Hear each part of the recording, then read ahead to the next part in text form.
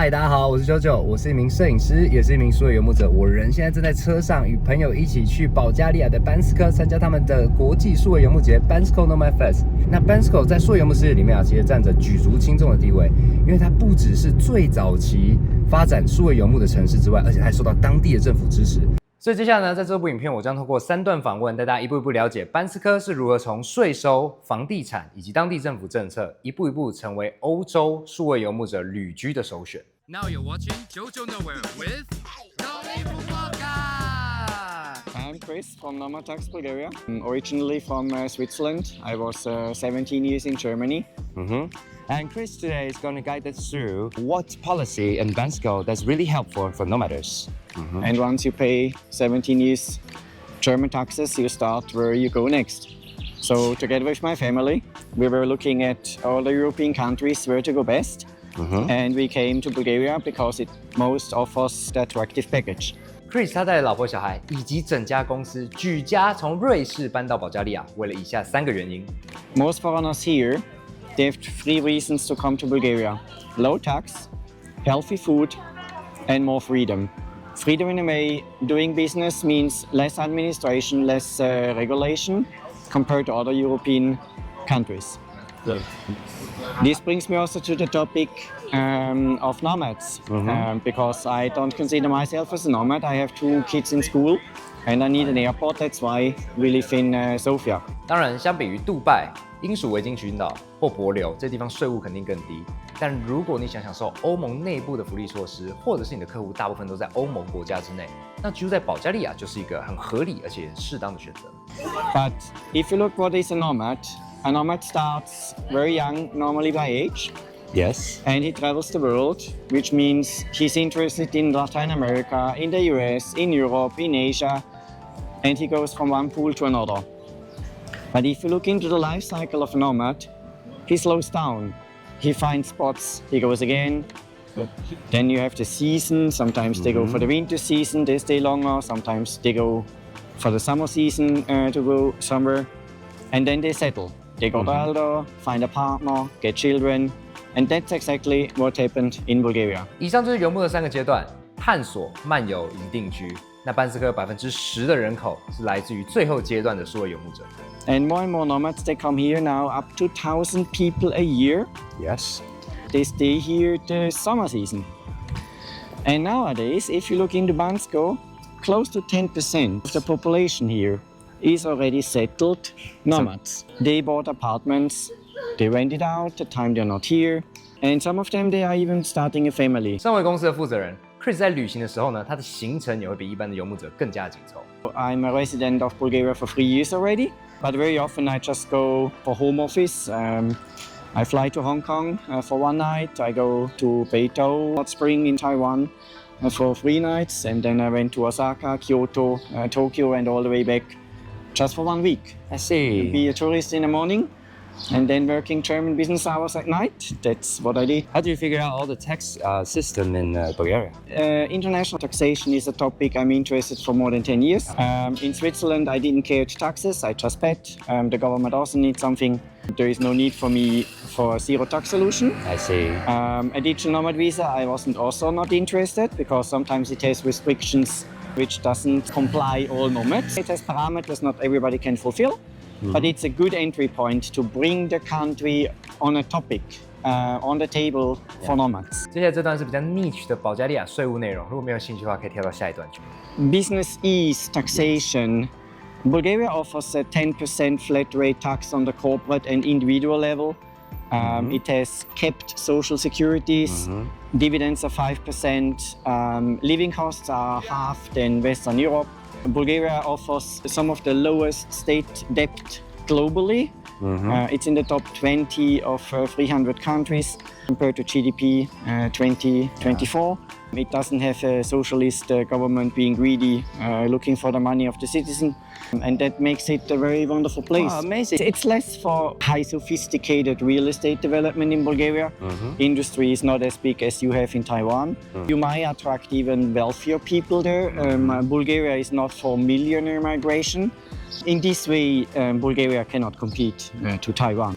既然台湾有这么优秀吸引外资以及高阶技术人才的能力，那在数位游牧生态里面，我们到底缺乏什么关键因素？ If we have to start over in Taiwan, what kind of role of government should play that would be very helpful for your whole process? Well, to attract nomads, to develop your economy based on nomads, it's a multi-stage phase where you need to bring the country on the topic of nomads. So let's say if you have a digital nomad visa, around 50 countries do have such a program. If you list there, that's already a highlight. Taiwan is well known for its industry, promote the country. And as said, maybe do similar path than Bulgaria did with co-working spaces, co-living spaces, with festivals. They started 7 years ago here with 50 people. The next year it was already 300. Now we have 1,000. And 10% of Bansko population is digital nomads which settled down. And that just made in 5 years. What keeps people going this path? And it's mainly friends and family, dependencies in the neighborhood, where people just feel too comfortable in a comfort zone. That's why nomads are mainly younger people. They want to travel the world. And if you have a stable government, a stable political system, if you have a developing industry, if you have a beautiful nature as Taiwan has, you definitely are well settled. 一个稳定减配好升级的签证，确实会至关重要的影响一个人规划自己的旅居生活。那台湾现在的数位游牧签证是3个月加3个月，以居住的时间跨度来看，相比于其他国家是6加6个月或直接申请1年，我们的签证长度确实还是有点不足。If the government can show support with a nomad visa, that's a huge advantage. So it's an indication the government knows about what is actually a digital nomad. It's a well-monitored criteria when rumors come up about this country want to have a digital nomad visa and it will be declined, rejected in parliament. That's something people don't go there anymore. I don't say to zero, but nomads, they take attention to that. 除了税务之外，房地产也是个永居生活不可忽视的一环。那身为买不起台北天龙国房子的子民们，在保加利亚房子投资赚不赚？我买不买得起 Christian, nice to meet you. Nice to meet you. 然后这位呢是 Bansko Nomad Fest 的 co-founder 之一，那他现在正在经营这个班斯科的房地产。Yes, hi, I'm Christian Zarnesco. I'm living in Bansko since 2010. I'm married and I'm based in Bansko, Bulgaria. Originally, I'm born in Romania, a country next door. And then I traveled through Europe. I work in the international real estate. 在了解房产之前呢，我们当然要先了解一下班斯科这座小镇的发展时空背景。So when we talk about Bansko, it's getting like super popular. It's like one of the top choice when people are trying to move to like Europe or Eastern Europe, right? Yes. So how does that make it? Like how did it all start? Well, we started 15 years ago. They opened a ski resort. This was a village in the mountains. Very quiet village, 10,000 people population. 10,000. And then they decided to make a ski resort. And it became a ski resort very popular in Bulgaria and in East Europe. And many people coming in the winter. Was very busy in the winter for 3 months and then was village life, nice and quiet for the rest of the year. And there comes a group of people that are coming out trying to build Bansko as a more popular place. And then 8 years ago, we had a German man and an Austrian man. They were going through Europe to look for a place to open a co-working space. It's an office where people can work remotely. So they discovered Bansko. Bansko has a lot of capacity for accommodation. There are many hotels which are busy in the winter, but it's pretty quiet in the spring. Like now we are June. The season starts July and August. So it's a lot of apartments you can rent for low price. So then they realized that, okay, people come in the summer for the co-working. Some is coming also in the winter for the co-working. But also they like to come spring and autumn. It's very quiet. There are many apartments available for rent at low price. And they decided to make a festival. 在7年前，也就是2018年，有2个人单纯旅行到这边，很喜欢这个城镇，所以把旅行的朋友全部叫过来，在这边开了一场派对。With more people coming to the Bansko Nomad Fest, each of them they advertise the location. Yes. And then from 300 become 1,000, and from 1,000 3,000, 3,000 10,000. So now pretty much everywhere around the world, if you go like North America, South America, Asia, lots of people in the digital nomad community, they know about Bansko. So Bansko is worldwide right now. It's becoming a world hub. Right now, I heard a lot about those community. I mean, including Bansko Nomad Fest, including those people who run for living. Yes. Take place in building and developing Bansko. But when does government take place? How do they? What do they supply for help? Yes, depends the country you are in.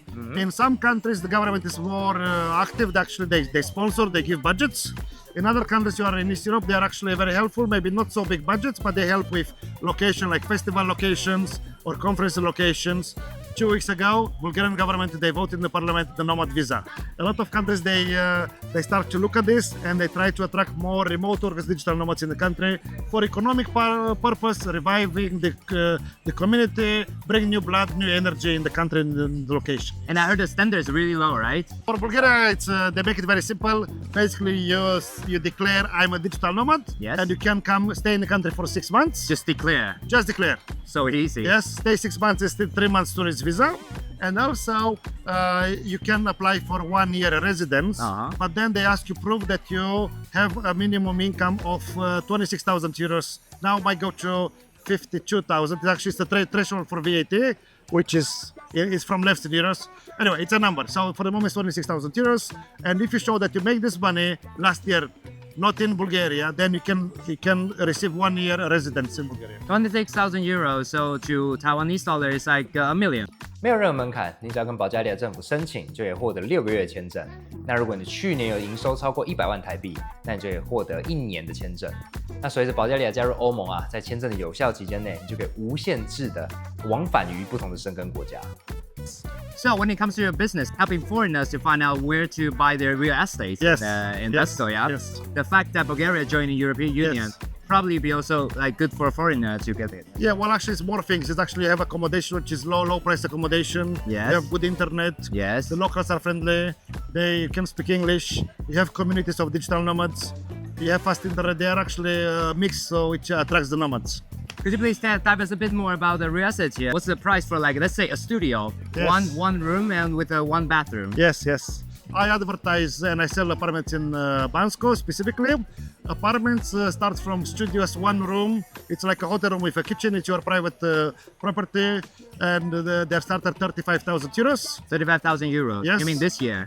This year, 35,000 euros. They go about 10% per year. So now you can find 35, 39, 45,000 euros for a studio room. And then you can find a 1-bedroom apartment, 55, 65,000 euros. What about 5 years ago? How much was that? Let's say the same room, like for 35,000. The same room was about maybe 30% less than now. 过去的5年，该地方的房价总共涨了30%，而且更大利好还在未来。Bulgarian is joining European like Yes. right now. Actually, we're in the Schengen area. Visa policy has changed, and also you're going to switch to euros, yeah? Yes.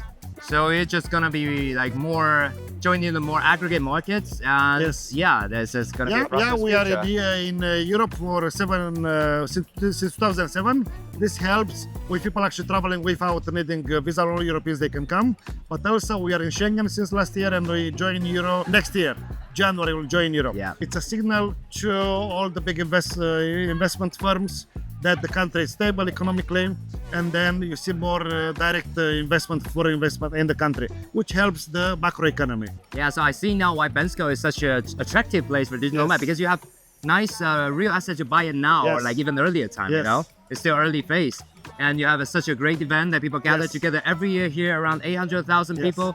And also your local government supports so much Yes. about the friendly visa, friendly Yes. handbook Yes. to let Yes. you join the community Yes. as fast as possible. Yes. 听完2位因为做生意而搬到保加利亚居住的外国人的分享之后呢，下面我们来听听看班斯科市政府的官员对于这个小镇未来的期待。And now we're in Bansko talking with Elena on the behalf of municipality of Bansko. Very nice to see you. Nice to see you. Glad to see you. I'm Taiwanese. I'm from Taiwan.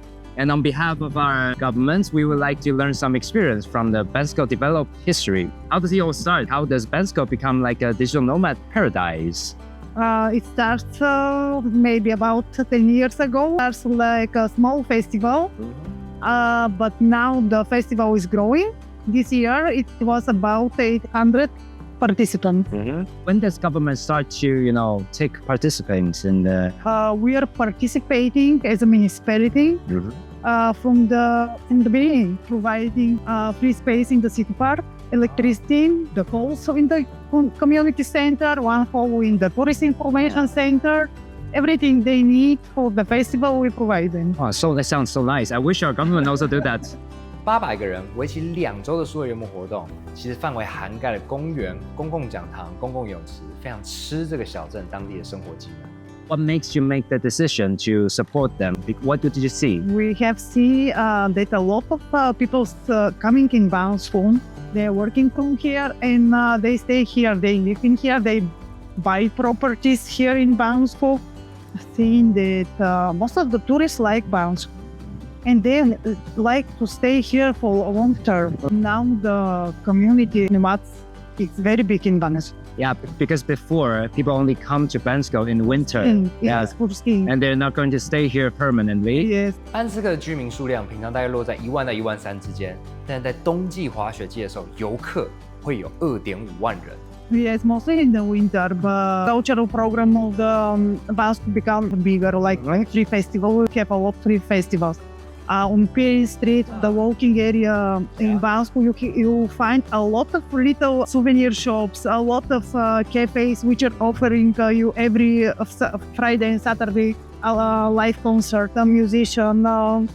And this is like a charm for them because it's small, but it's very beautiful and quiet. So before the fest, before the Bansko Nomad Fest, there weren't so many cafes, there weren't so many little different festivals. But mostly for the winter season. People who manage cafes, they changed their minds and decided to do something for the people, not only for them. Interesting foods to try, the food to try in Bansko, the drinks to try in Bansko. If you walk down on Pier Street on Friday and Saturday, you'll see there's a lot of people. 这是一个之前夏天只开着1间咖啡厅的死城。但随着数位游牧的发展，以及活用了冬季旺季的公共设施，现在呢，夏天有30多家咖啡厅，整个城镇在全年度都活了起来。So Bansko becomes slowly different. It was just like a winter resort, but now there's like more cafe all the time of the year, more restaurant, and more little festival, and also. I believe people from Nomads, they also like rent a house, buy a house here, rent a house, and even open a company here. We have changed our minds also. Oh, yeah? Yes, we become more open to the people from other countries. So the expectation of municipality is actually expecting Bansko to be more and more international. Yes, because we want here also to keep our history, the charm of the town. And maybe the organizers of the Bansko Nomad Fest, they don't think that it should be growing so fast. It should be step by step. So you keep more of your history, your cultural. Yes, we want to preserve the town also. We don't want to be like this big metropolitan cities. Here, my child, I have 2 kids. He is free to go everywhere without afraid that something will happen. Lovely. So you also even change your mind when you come to your child.班斯克在快速发展的同时呢，也没有因为经济而牺牲了人们的安全。So after Bansko getting more and more population, do you have more, I don't know, funds from European Union or central government, or do you have more help? For Bansko Nomad Fest, we don't have European funds. Everything is a local support from the municipality.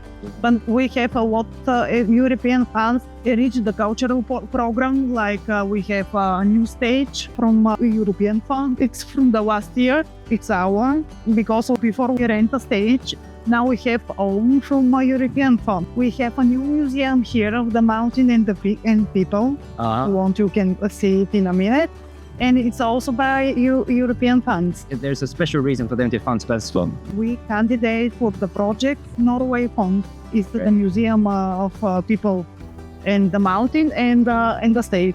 所以有了先前地方创生的成功例子，班斯克也进一步的向欧盟取得了更大的资金，彻底改变这座小镇的命运。Did you also went to the event? Yes, Yes? Do you like it? Yes. Yes, I saw like a little booth for like a city. My 2 days, it was my colleagues from the I like the stage, the musicians. It was very nice and pleasant because it's very small, but it's very close to the stage. After all the fest started and the community grows, the Bansko town has been changing from just a winter ski resort, become like an international town. And maybe in the next 5 or 10 years, if there's more people to join and more people buy real estate company here, it still remains safe and become more and more popular. And here, I also feel a lot of nice opportunity, more open to talk to anyone and assess all the experience from sharing all these things. 所以以上呢，就是从税务、房产以及当地政策去剖析班斯科如何成为东欧数位游牧的重镇。那其实这一趟旅程，我有访问非常多有趣的创业家以及活动主办人，然后会放在频道的另一个系列，会来给大家看。最后，如果你是个数位游牧者，或者你好奇数位游牧生活长什么样子，我是JoJo，别忘记按赞、订阅、开启小铃铛。我们社群 Digital Nomads Taiwan 数位游牧台湾，每周都有举办 AI 工作坊，每月都有线下聚会，每一季还会带大家出国去参加国际的数位游牧活动。那就这样啦，我们下次见。